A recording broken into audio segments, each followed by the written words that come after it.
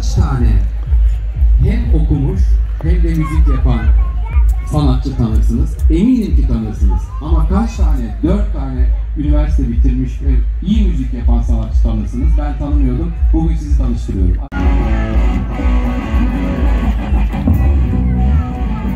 Gitarları açalım.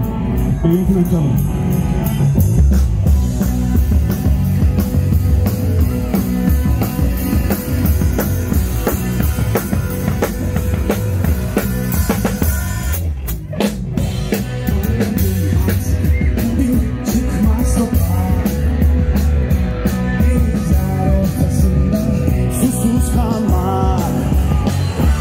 Senden kalan şeyler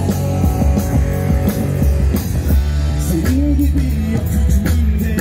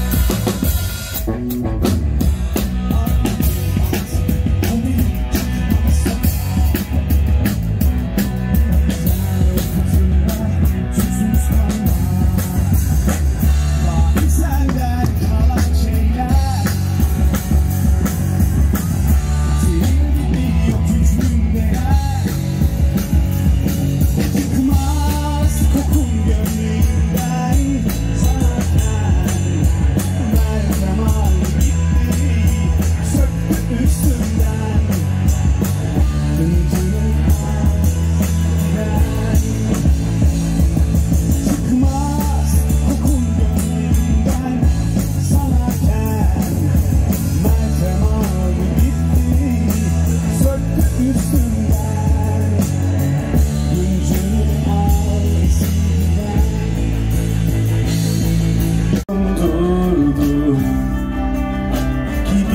oldu sıcak yüzler, soğuk kalpler beni yordu. Antalya içten bir rüzgar gönder bana.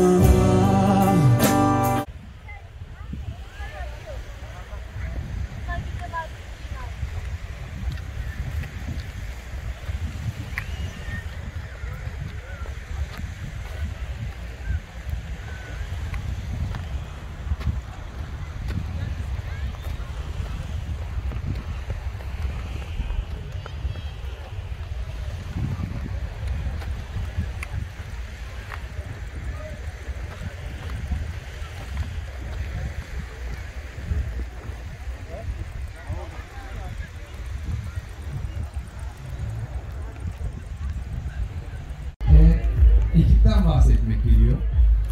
Kaç tane hem okumuş hem de müzik yapan sanatçı tanırsınız? Eminim ki tanırsınız. Ama kaç tane, 4 tane üniversite bitirmiş ve iyi müzik yapan sanatçı tanırsınız? Ben tanımıyordum. Bugün sizi tanıştırıyorum.